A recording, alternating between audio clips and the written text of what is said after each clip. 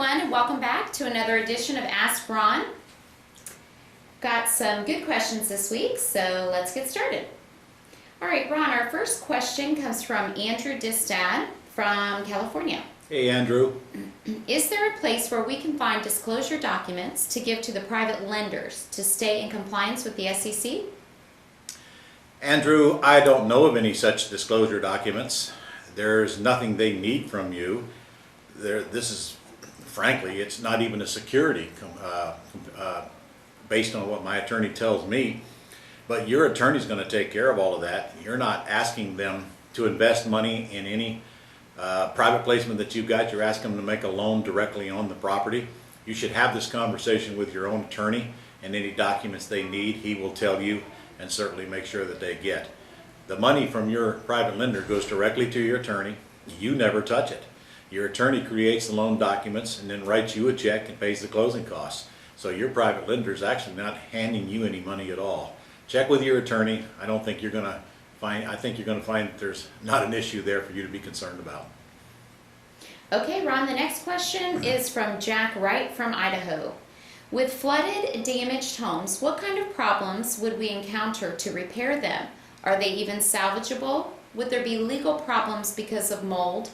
Has anyone had any experience with these types of homes and any problem in flipping them for rebuilding? Wow, that's a big question, Jack. Okay. Well, first of all, there's nothing water can do to a home that's usually not repairable. It's labor and materials, which is what it takes to repair homes.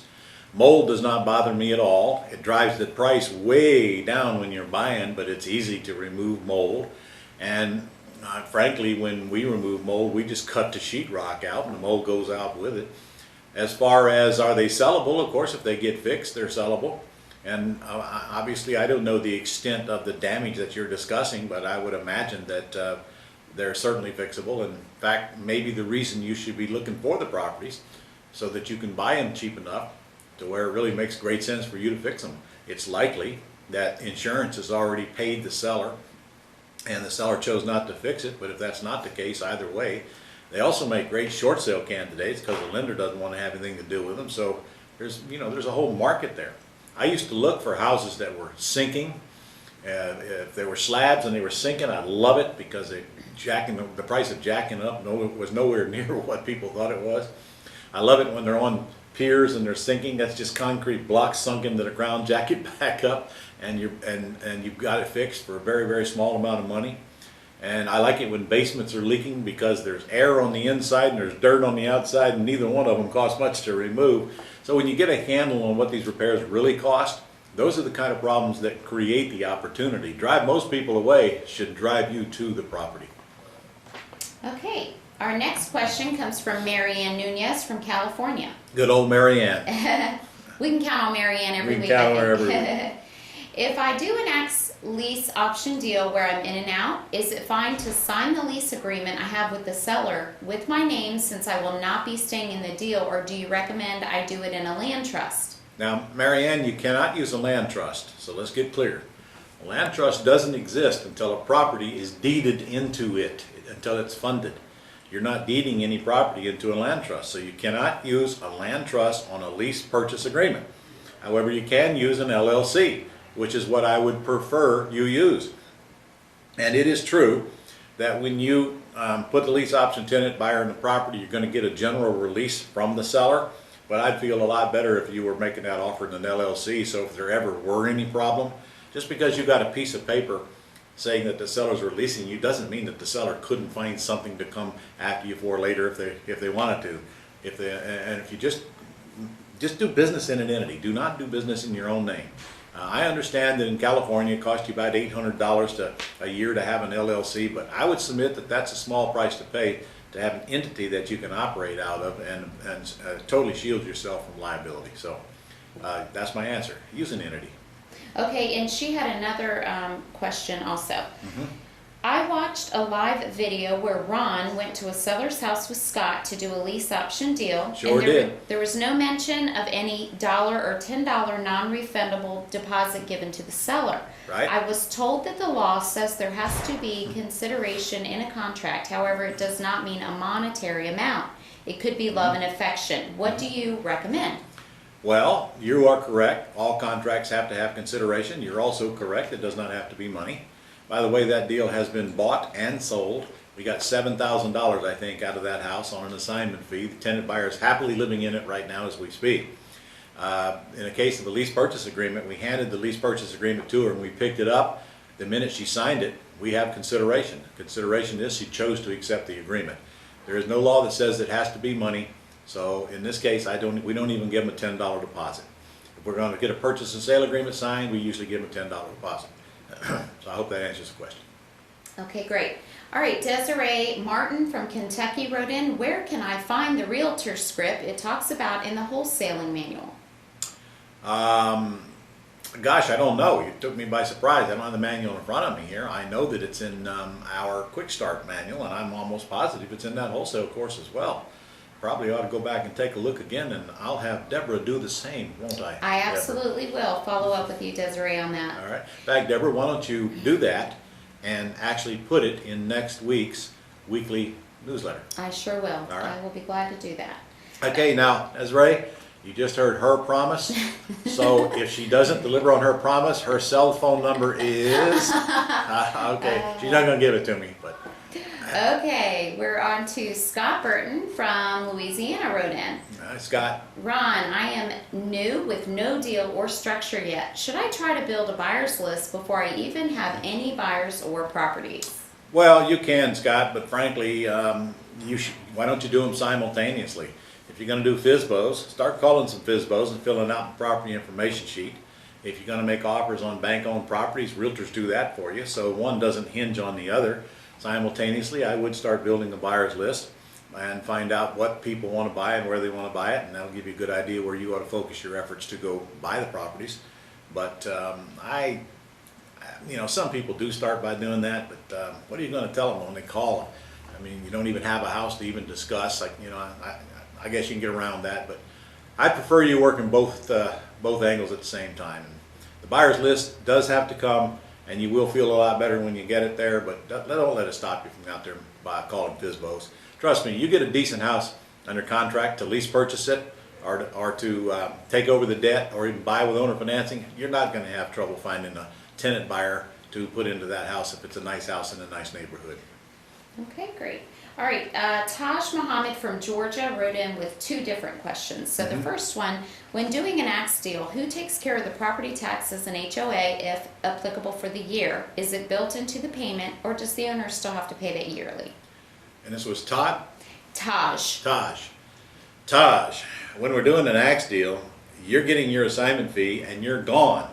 Why are we asking this question, sir? The seller is collecting the money from the buyer. The seller is paying the taxes. It's part of the underlying loan. It's probably escrowed within the mortgage payment. You're simply assigning your lease and you're out of there. The HOA fees are going to probably pass on to the buyer, or they could be added into the lease amount. Depends on what you set up with the buyer when you put them in the house. The easiest way is to make the buyer make the monthly payment or pay rent that's equal to the monthly payment the seller's paying, and then make the buyer aware that they're paying the HOA dues, whatever they are. That's the easiest way, but if the seller wants, the seller can raise the rent by the amount of the HOA dues and collect it from the buyer to protect their interest. I'll let them decide. I don't really care which one they do. It's totally up to them. Okay, Taj would also like to know, with the axe deals, what happens if he can't find a buyer in time, say 2 months to get in the house? Does he just lose the contract with the seller and that's it? Or is there any other repercussion? Taj, if you can't find a tenant buyer for the house in 2 months, you need to lose the contract with the seller and or go back and fix what's broke in your selling machine. If you got a decent house in a decent neighborhood, you'll have plenty of people requesting information on it, but I'll grant you sometimes there's a problem such as that maybe the payment's too high. I know it took us one time 2 months to lease one with an $1,800 payment on a $220,000 house. Finally did get it leased, but we didn't think we were going to. And if you work at it for 2 months, you ought to just go back and tell the seller, I've done everything I can. Your payment has just taken me out of the loop here. I can't get anybody interested, or whatever the problem may be. But don't do that until you know that you've made your best effort to put that tenant buyer in that house. Because if you do your part and they still don't come, it's time to move on and let the seller just cancel your agreement with the seller and get out. Repercussions, there aren't any. There aren't any. When you lease option this thing from the seller, you made it real clear that you were not going to start making payments, that you were going to find a tenant buyer that they wanted, and that's the end of it. So I guess that answers your question. No repercussions, and you should easily find one in 2 months. If you don't, there's a problem that needs to be addressed, or just pass and let it go. Okay, Ronald Corbett from New Jersey writes, Dear Ron, first off, thanks for showing me what I need to know to change my life and the life of my family. Now I have an opportunity to purchase a bank-owned commercial property. This property has 104 units to it, and the original asking price is $4.5 million, but they stated that $3 million is an option. Should I start looking for private funds now, and how would I attack this deal? Especially, we know how the banks hate real estate. Well, Ron, there's no way I can answer that question because I don't have near enough information. I will tell you, if you're interested in commercial, you better get your butt down here to Jacksonville next week, man. We've got the price down to $1,495 for you guys to come on down, and it's not too late for you to get in. And we're going to screen a lot of deals in that class, and that's where you're going to learn all of these answers. The last thing you need to be doing is looking for private money. You don't even have a contract to buy the property yet, and since I don't have the information on the property, I can't even tell you that I'd pay $3 million. I just don't know. I need to know the math. We have to look at the math. We have to know what the NOI is. We have to know what the projected NOI is. What is the problem that needs to be fixed? You know, what is the upside of this property? What is the current revenue? Why is it in trouble? All of these things we have to learn and discuss, and from there we create the offer. And that offer, you know, what they're telling you that the bank would consider $3 million is just total crap. You don't know what the bank's going to consider, and if you see some of the offers we're making right now and getting accepted at prices that would just blow you away, you'll see that what the bank says is irrelevant, and what the realtor says the bank says is irrelevant as well. So come on down and see us next week if you're really interested. I'm not going to do this thing again until November, so this is your last chance for the whole rest of the year. It's $14.95 for you and anybody you want to bring. So do that. And by the way, afterwards, I'll be setting it up so that I'll be personally working with students who want to work with me to process their deals for them. And we're working hard to set up exit strategies so we can flip these things out on the back end and make you guys a lot of money. So best I can answer it for you. I hope to see you here next week. Okay, great. By the way, the weather's gorgeous down here. It sure is. Couldn't ask for better weather. 75, 80. It's been. Okay. Also, Ron, this week and last week we did announce in the weekly report that Gold Club members can use points toward their That's true.